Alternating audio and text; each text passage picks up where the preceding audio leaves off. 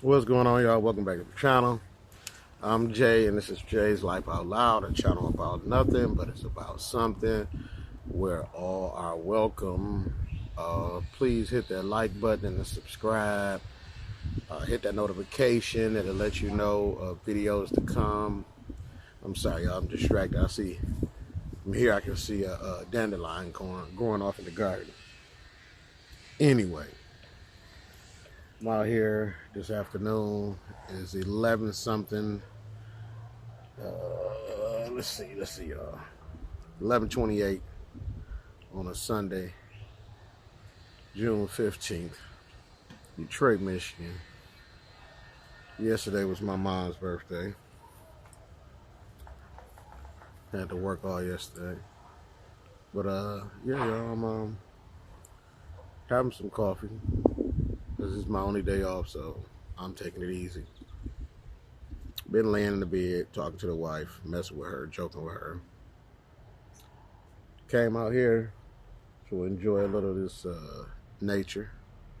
Might cut this backyard today before it get too long. The longer the longer I let the grass grow, that means the more bags I gotta use to get up to put the grass clippings by the curb. Do put some around the backyard, certain areas to cover. But yeah, y'all, I didn't come on here for a certain topic, and I just came over here to play catch up because I haven't done a video in a couple of days. So what's been going on? Not much, just working a lot. 6 days a week. We've been getting probably one Saturday off a month. So yeah, y'all, I've been just feeling like a slave. Like, wake up,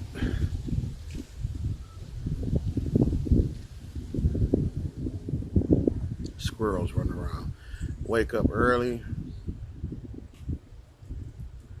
3 something in the morning. Got to be to work by 6 a.m. Yesterday we didn't get off till 6, which is not the average time. Usually we usually get off at 4:30. So you're talking about 12-hour days, 6 days a week, 1 day off. 60 to 80 employees dealing with each other the same, every day. We listening to the same music they play. 3 people control the radio, basically. You listen to the same music every day. It's getting redundant, y'all. And I believe there are a lot of people that are trying to find their way out of a job that they've been at for a while. Y'all see the roses coming in, my rose bushes? This one over here I have to trim. See this bush hanging over? I don't know how this grew dead in the middle of the rose bush, but it did. So I got to cut that out. But yeah, I'm pretty sure there's a lot of people that are tired of the day-to-day rigmarole. Jobs that are, honestly, they don't hold their employees to any regard. It's like, you come to work, you don't. If you don't want to work here, that's fine. We'll get somebody else. I've been there with this particular company for 13 years. And one thing that I know at 48 years old is that when you work for a big company, there is no personality to it. And what I say about personality is like, because companies don't think of employees as family, or even though they may use that word, we're one big family, they don't think of you like that. You are a number on a piece of paper to let them know how many people they have to complete their mission to make their money. And I totally understand it. I really do, because you're running a business, you want your business to run properly. You don't care what the person's attitude is like. You don't care if other employees are uncomfortable around the people, certain people that they work with. As long as you get the job, as long as the job is being done, that's their main concern. And they getting the product out of the door, and the product is meeting the customer satisfaction, everything's okay. But to be honest, in the meanwhile, you have the people that are not able to, that are working there, that are not able, employees are not, employees are not allowed to make it, they can't make it to the bank, they can't do certain things with their families, they're missing out on a lot of functions.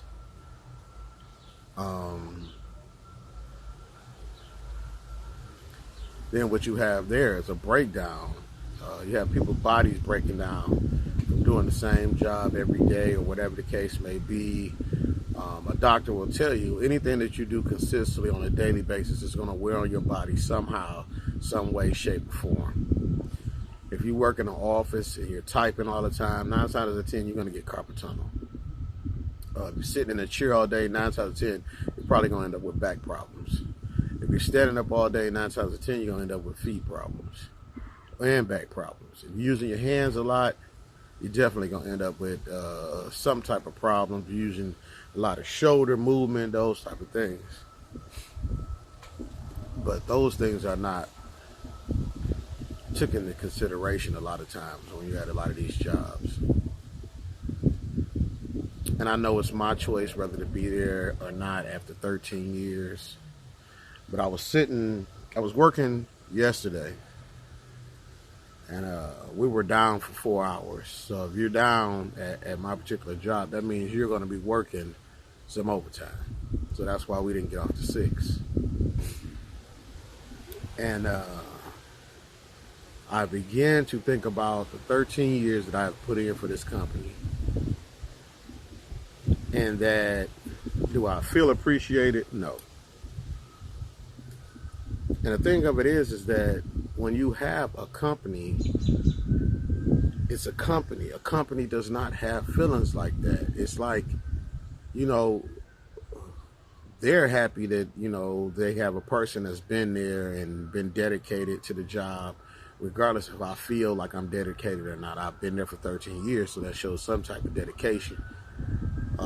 Regardless of how I feel about the company, that still shows some type of dedication.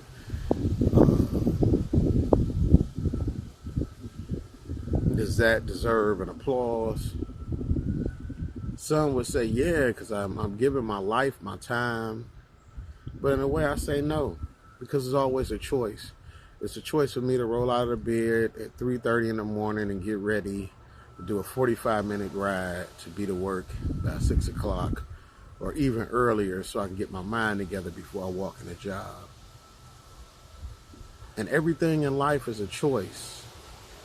And every choice has a consequence. Some of the consequences are good, some of them are bad. But yet it's still, everything is a choice.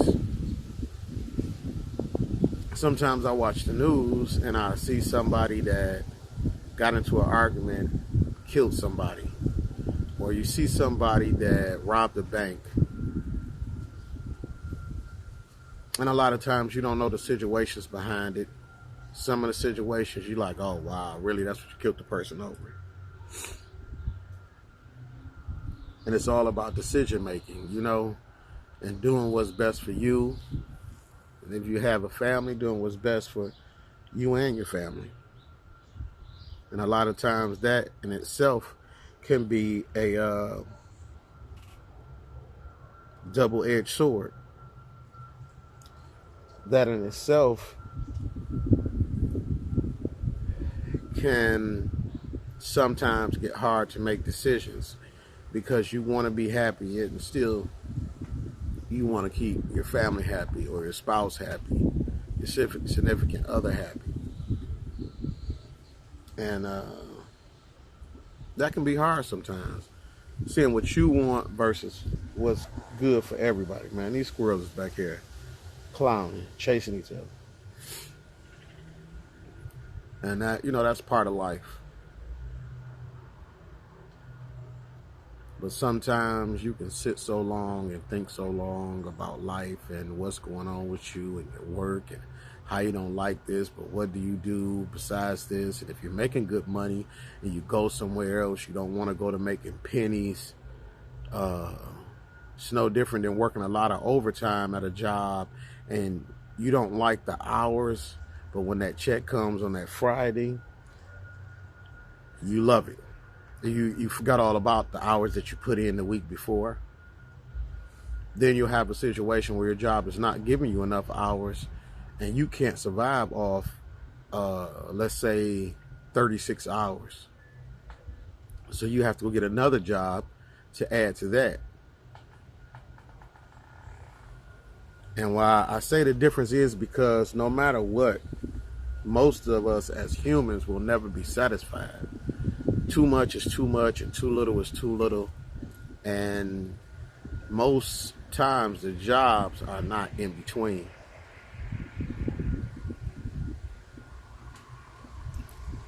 Only way I can say is to fix those type of situations is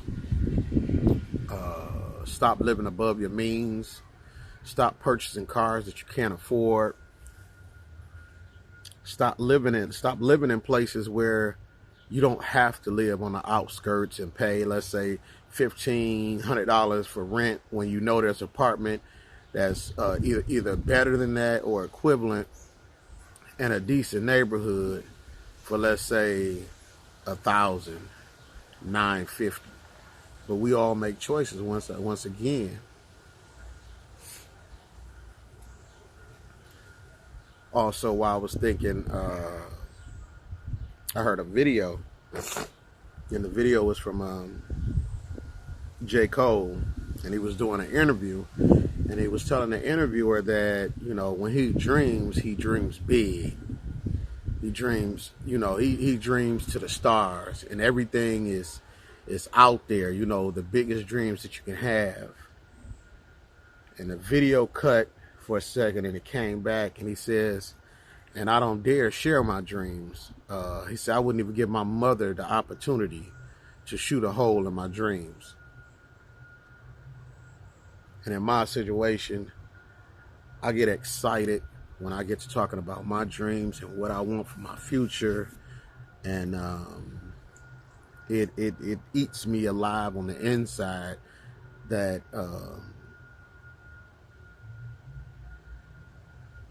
it eats me alive that, how can I say this?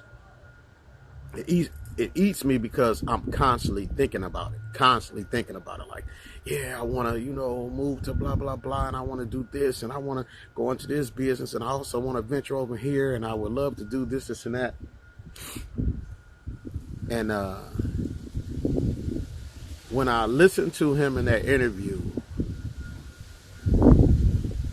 and I've known this about myself for a while. And the thing that I've known is that I share too much. And within my sharing, which I consider being real, being transparent, being open, so maybe that someone else can hear me, whether I'm in person or you watching me through a video, and then you are you're inspired to live your dreams, or whatever the case may be, that you can get from whatever subject I may be talking about.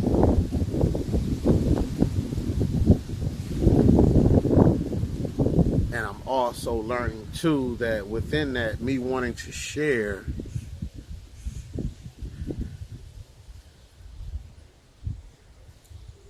it is made obvious to me that there are not a lot of people that are like-minded.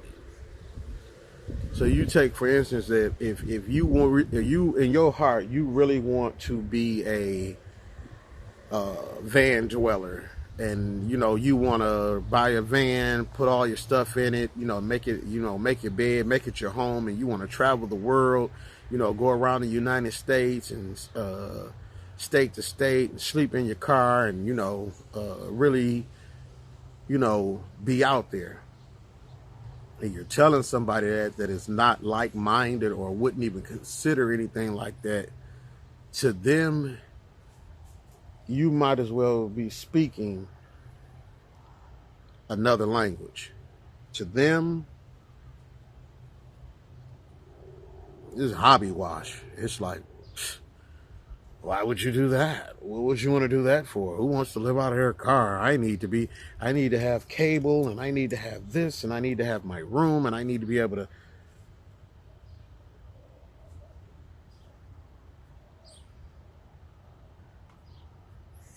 Y'all, this whole time, I thought something was going on back there. There is a bird that just flew, that had a plastic bag, and it's moving this plastic bag. I thought it was something over there. Yeah, if you sharing your dreams with people that are not like-minded, they're only gonna throw shit on top of your dreams. Your dreams will be crystal clear to you. It will be on your heart. That purpose, it'll be on your heart, and it'll be calling to you, and it'll never stop calling to you. It's almost like having somebody in the distance that's calling your name. And it may fade here and there for seconds, but within seconds it's right back, like, calling you. And it's on your heart, it's on your mind, it's on your soul. And until you try to live it and do what your purpose is or whatever's calling you, you're going to feel like you're not free. You're going to feel like something is holding you back. You're going to feel like there's a small part of you that's not alive. But explaining that to anybody, just anybody that doesn't have the same mentality that you do, y'all don't ride on the same road, y'all don't have the same interests, y'all don't believe in the same things, it'll be in vain. And not only will it be in vain, they will rain on your dreams, they will rain on your parade and your thoughts and your I'm gonna tell you, it's a guy at work, and if he's watching this video, he knows who he is. And a lot of times we go back and forth, and sometimes I feel disrespected, and at other times I feel like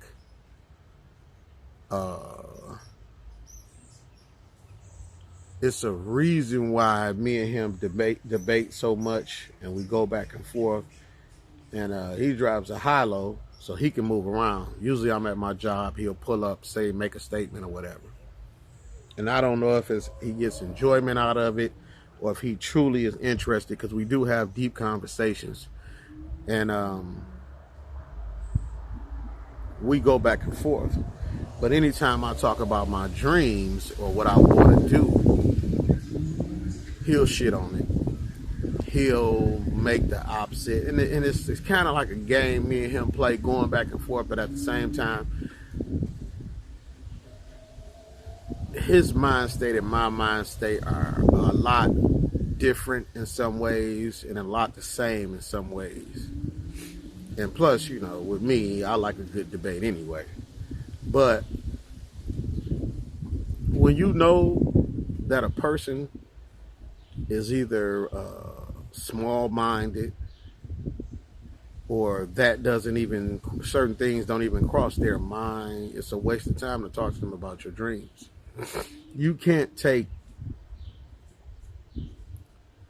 a black militant type man and sit him across the table with the black man that all he wants to do is party, hit the streets,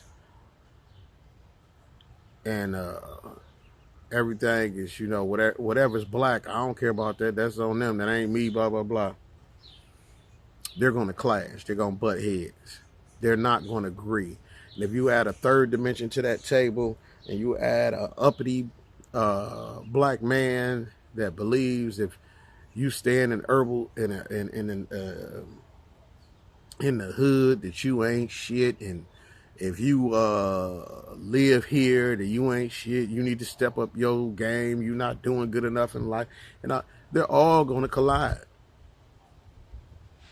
So as that man that's thinking, that's a black militant, and he wants to see the best for his people, and he wants freedom for his people. He wants his people to understand A, B, and C. And you talking to these two other gentlemen, you may agree on some things, but most of it you're gonna butt heads, and that's fine for everybody to have their own opinion. But what I'm telling you is, why even talk to someone about things that don't interest them and that they don't care about, especially when it comes to your dreams?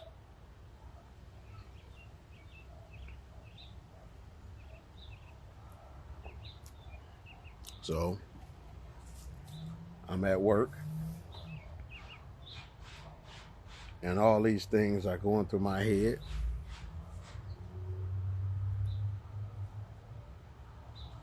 And I'm thinking of a way out. I'm not only thinking, but I'm praying, talking it over with God. And I'm asking the Lord, is this all that you have for me? And it can't be. But I'm waiting to hear a word. I'm waiting to hear something. I'm waiting to see some movement.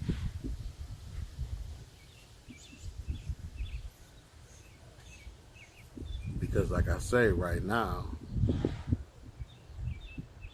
when I'm at work, I don't feel free. I feel trapped. There's a young man that started at the job not too long ago, and me and him had some deep conversations.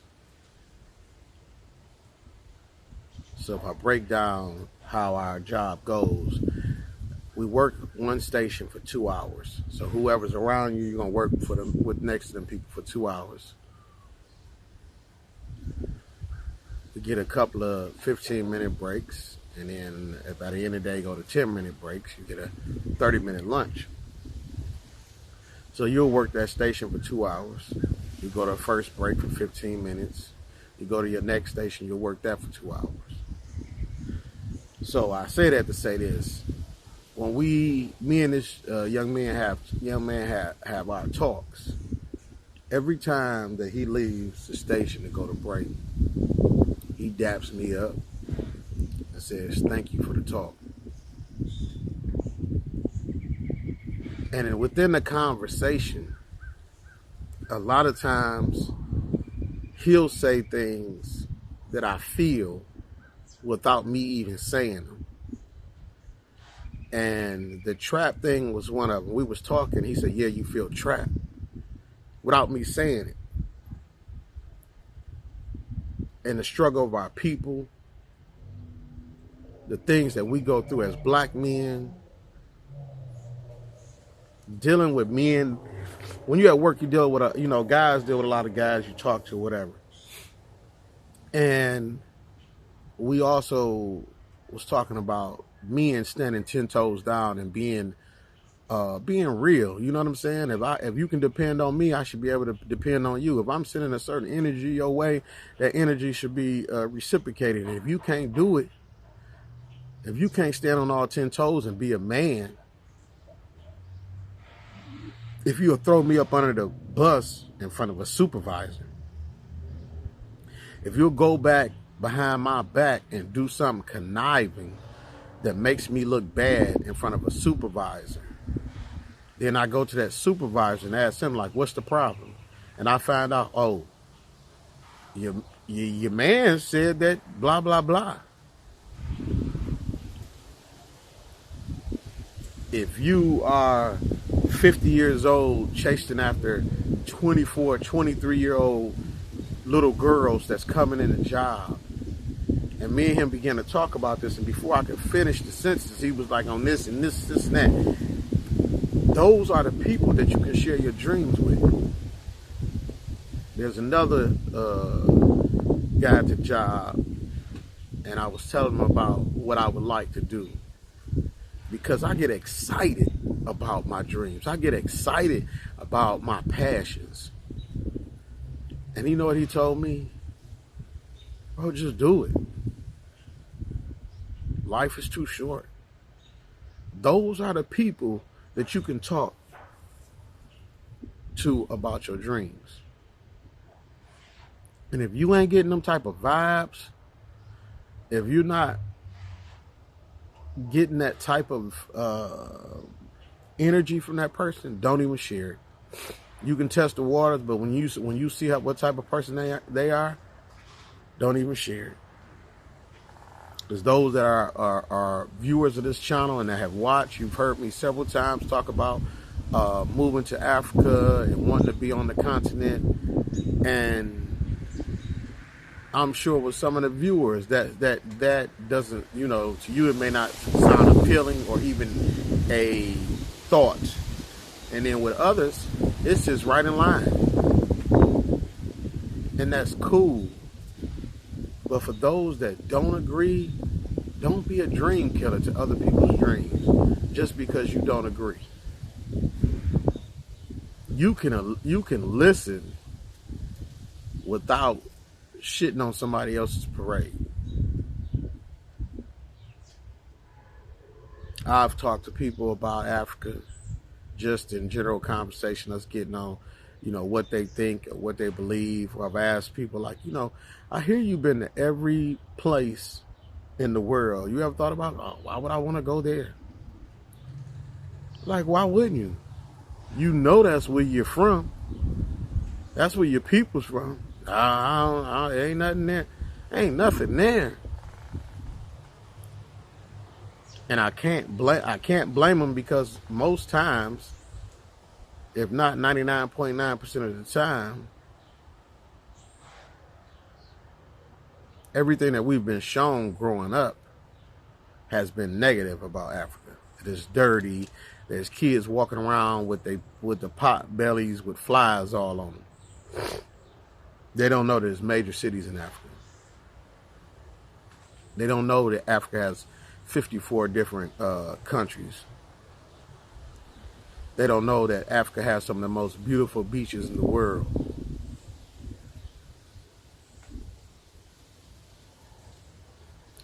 But when I'm sitting at that job,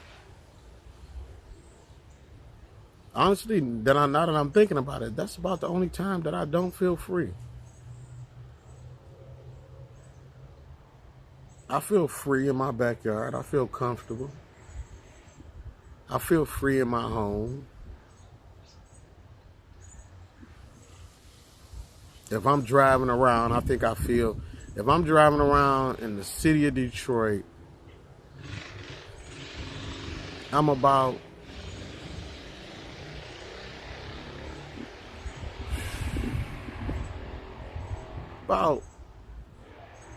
85% or higher that I feel free. I don't really worry about the police pulling me over. I don't really worry about if a cop is going to shoot me or falsely arrest me.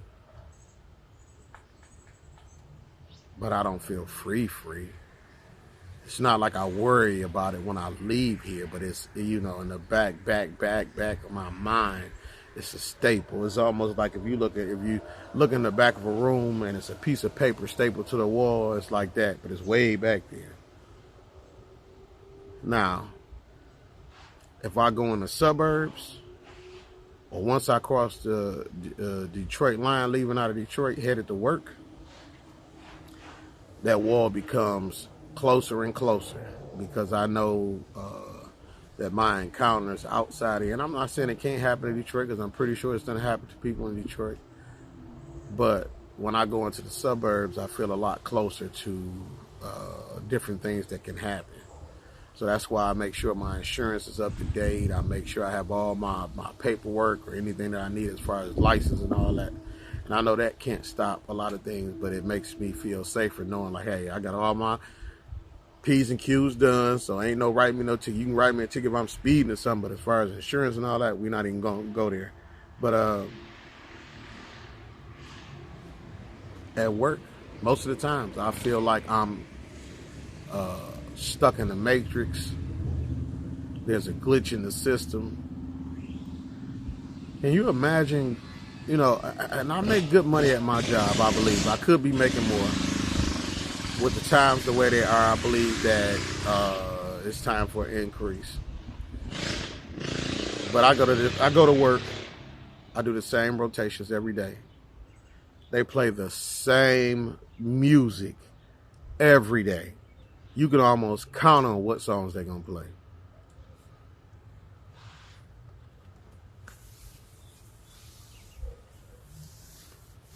But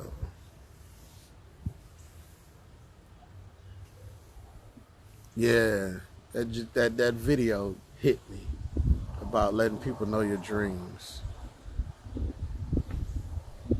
And also for the dreamers, don't get mad for those people that don't have dreams. Sometimes people's biggest dreams is just be at home. And that's fine because that's their dream.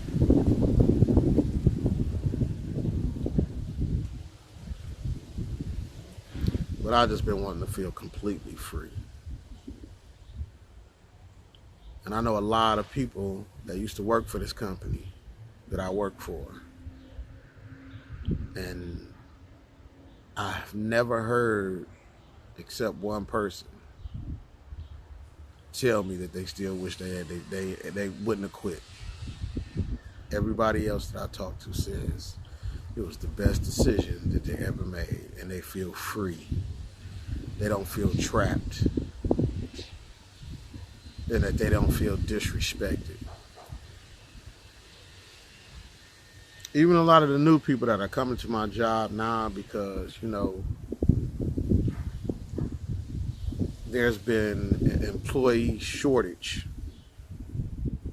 and they're bringing them in all ages, all colors, all sizes.